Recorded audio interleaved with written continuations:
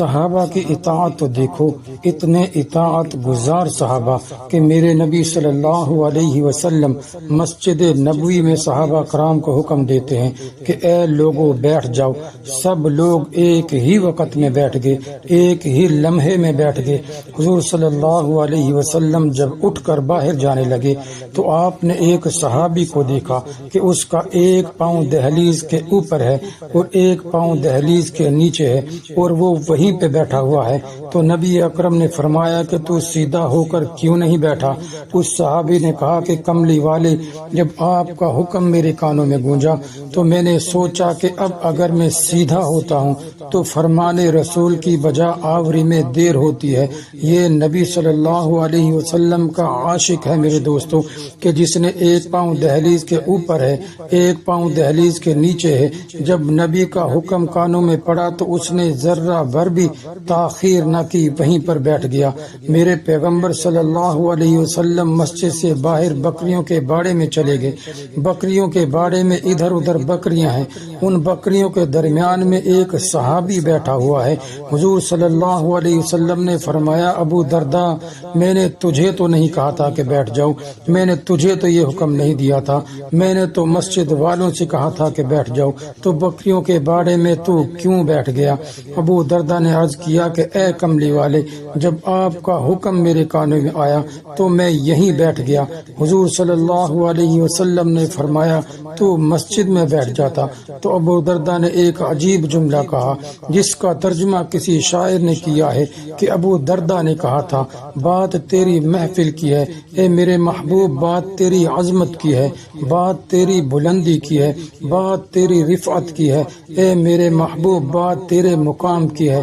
اور اسی کو شاعر نے عجیب منظر کشی کر کے کچھ یوں بیان کیا ہے، درد مندوں سے نہ پوچھ کہاں بیٹھ گئے، تیری محفل میں غنیمت ہے جہاں بیٹھ گئے۔ میرے بھائیو، زیاد ابن مسکن میرے نبی کا صحابی ہے جس کی لاش احد کے پہاڑوں کے نیچے تڑپ رہی ہے، اور ایک آدمی پانی کا مشکیزہ لے کر جا رہا تھا۔ اس تڑپنے والے نے اشارہ کر کے اسے بلایا کہ اس صحابی کے جسم سے خون نکل رہا ہے، تو اس نے کہا کہ تجھے پانی چاہیے، تجھے روٹی چاہیے، تجھے مرہم چاہیے، تجھے پٹی چاہیے، تجھے دوائی چاہیے، مجھے بتا، میں تیرے لیے حاضر کروں گا۔ تو تڑپنے والے صحابی نے کہا تھا، مجھے کسی چیز کی ضرورت نہیں، میں تو صرف یہ چاہتا ہوں کہ مرنے سے پہلے ایک مرتبہ کملی والے کا چہرہ دیکھ لوں۔ اس صحابی نے پانی کا مشکیزہ زمین پر رکھ دیا، اس تڑپنے والے صحابی کو کندھے پر اٹھایا اور اٹھا کر رسول اللہ صلی اللہ علیہ وسلم کی خدمت میں لے گیا۔ حضور صلی اللہ علیہ وسلم سامنے پہاڑ پر رونق افروز ہیں، آپ کے قدم مبارک زمین کی طرف لٹک رہے ہیں۔ یہ صحابی دور سے حضور صلی اللہ علیہ وسلم کو دیکھتا ہے۔ پیغمبر صلی اللہ علیہ وسلم کو دور سے دیکھ کر کہنے لگا، مجھے چھوڑ دو، فزت برب الکعبہ، کعبے کے رب کی قسم میں کامیاب ہو گیا۔ نبی صلی اللہ علیہ وسلم کا چہرہ دیکھا، نیچے بیٹھ گیا۔ اب یہ صحابی گھسٹتا ہوا، تڑپتا ہوا حضور صلی اللہ علیہ وسلم کی خدمت میں پہنچا، جس کے جسم سے خون بہہ رہا تھا۔ پیغمبر صلی اللہ علیہ وسلم کے قدم لٹک رہے ہیں۔ اس نے اپنے رخساروں کو رسول اللہ کے قدموں کے تلووں سے لگایا، اور اسی حالت میں حضور صلی اللہ علیہ وسلم نے دیکھا کہ یہ تو زیاد ابن مسکن ہے۔ تو اس وقت حضور صلی اللہ علیہ وسلم نے فرمایا، او لوگو، جس کسی نے جنتی دیکھنا ہو تو وہ زیاد ابن مسکن کو دیکھ لے، یہ سیدھا جنت میں جا رہا ہے۔ اور اسی حالت میں جب اس کی جان نکل گئی تو کہنے والے نے کیا خوب کہا، نکل جائے دم تیرے قدموں کے نیچے، نکل جائے دم تیرے قدموں کے نیچے، یہی دل کی حسرت ہے، یہی آرزو ہے۔ یہ عشق رسول تھا میرے دوستو۔ اور ایک یہ عاشق رسول سیدنا فاروق اعظم رضی اللہ تعالی عنہ کی ذات ہے۔ میرے بھائیوں، جب ہم سیدنا ابو بکر صدیق رضی اللہ تعالی عنہ اور سیدنا فاروق اعظم رضی اللہ تعالی عنہ کا مقابلہ کریں گے تو سیدنا ابو بکر صدیق رضی اللہ تعالی عنہ سیدنا عمر فاروق سے آگے نظر آئیں گے، لیکن کائنات انسانی میں ایک ابو بکر صدیق کے بعد سیدنا عمر فاروق کا مقابلہ دنیا میں کوئی نہیں کر سکتا، ابو بکر کا مقابلہ عمر کیوں نہیں کر سکتے؟ آؤ میں یہ بات بھی بتا دوں۔ اس کی وجہ یہ ہے کہ ابو بکر صدیق کو پیغمبر صلی اللہ علیہ وسلم نے خود مصلی پر کھڑا کیا، اور حضرت ابو بکر صدیق کی خلافت کا زمانہ ہے۔ فاروق اعظم کے دل میں خیال آیا کہ ہر نیکی میں سیدنا ابو بکر صدیق مجھ سے بڑھ جاتا ہے، لہٰذا کوئی ایسا کام کیا جائے کہ میں ابو بکر سے کسی کام میں بڑھ جاؤں۔ میرے دوستو، سیرت اور تاریخ اسلامی کی کتب میں لکھا ہے کہ فاروق اعظم فرماتے ہیں کہ میں نے ارادہ کیا کہ مدینہ سے 1 میل کے فاصلے پر ایک نابینا صحابیہ رہتی ہے، اس کی عمر 80 سال ہے۔ ابو بکر کو تو اس صحابیہ کا علم نہیں ہے، مجھے پتا ہے، میں صحابیہ کی خدمت کر کے ابو بکر سے اس نیکی میں بڑھ جاتا ہوں۔ سیدنا عمر فاروق رضی اللہ تعالی عنہ یہ بات سوچ کر ارادہ کر کے لیٹ گئے۔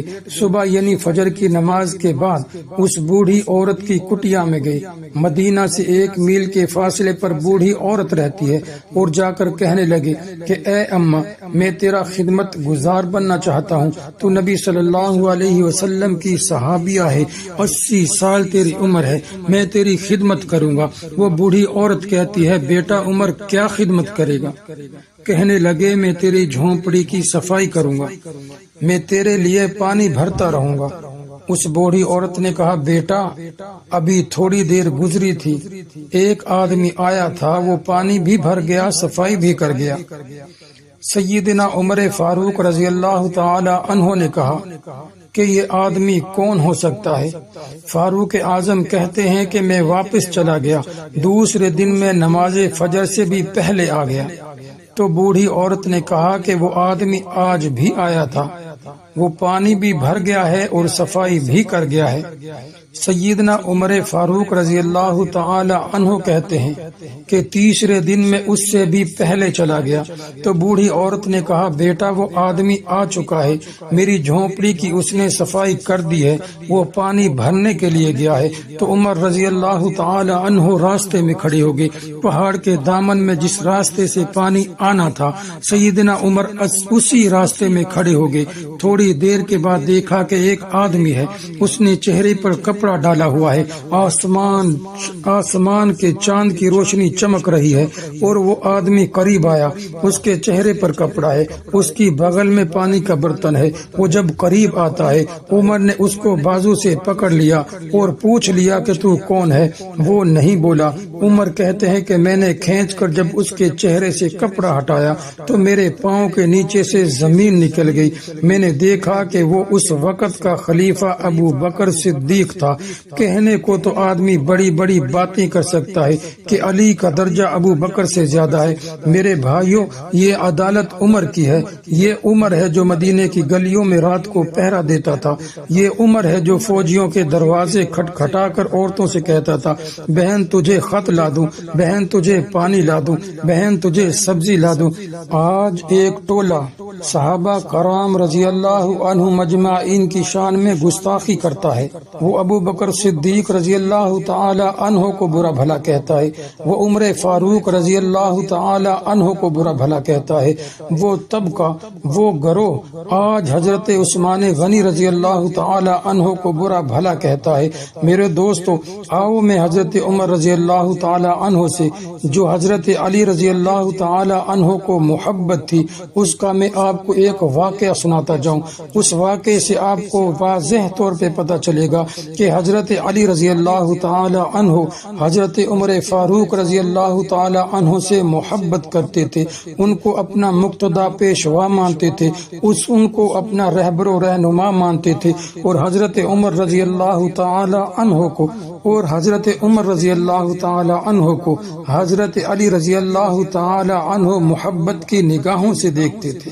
میرے دوستو، جب سیدنا علی رضی اللہ تعالی عنہ کا دور خلافت آیا اور آپ خلافت کی مسند پہ بیٹھے تو آپ ایک جگہ پر پھٹی پرانی چادر لے کر اوڑھ کر بیٹھے ہوئے ہیں۔ ابو مریم نامی غلام آ کر کہتا ہے کہ اے امیر المؤمنین، میری ایک گزارش ہے، میں آپ سے ایک گزارش گزارش کرنا چاہتا ہوں۔ تو حضرت علی رضی اللہ تعالی عنہ نے فرمایا کہ اے ابو مریم بتا کیا بات ہے، تو کہہ جو کہنا چاہتا ہے۔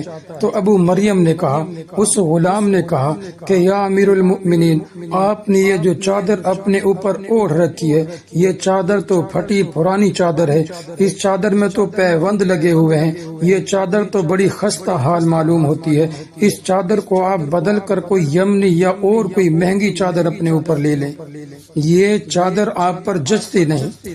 جب یہ بات اس فقیر نے اس غلام نے کر دی تو حضرت علی رضی اللہ تعالی عنہ یہ بات سن کر رونے لگے، اور اتنا روئے کہ سینے سے ہانڈی جس طرح ابلتی ہے اس طرح کی آواز ظاہر ہونے لگی۔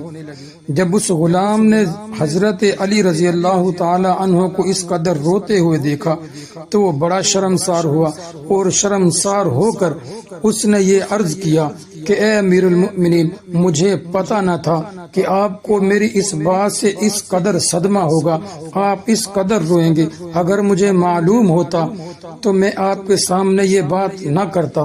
تو اس وقت حضرت علی رضی اللہ تعالی عنہ نے فرمایا تھا کہ اے ابو مریم، تجھے پتہ بھی ہے کہ یہ چادر مجھے کس نے دی تھی، یہ چادر کس کا تحفہ ہے؟ تو ابو مریم کہتا ہے کہ امیر المؤمنین، مجھے تو معلوم نہیں، آپ ہی بتا دیجئے کہ یہ چادر کس نے دی۔ تو حضرت علی رضی اللہ تعالی عنہ فرماتے ہیں کہ یہ چادر مجھے میرے محبوب نے دی، یہ چادر مجھے میرے حبیب نے دی، یہ چادر مجھے میرے دوست نے دی، یہ چادر مجھے میرے مقتدا نے دی۔ تو وہ ابو مریم نامی غلام کہتا ہے کہ اے امیر المؤمنین، اس کا نام بھی بتا دیجئے جو آپ کا دوست بھی ہے، آپ کا خلیل بھی ہے، آپ کا رہبر و رہنما بھی ہے، آپ کا مقتدا و پیشوا بھی ہے، اس کا نام تو بتا دیں۔ تو اس وقت حضرت علی رضی اللہ تعالی عنہ نے کہا تھا کہ وہ میرا حبیب حضرت عمر فاروق رضی اللہ تعالی عنہ ہے۔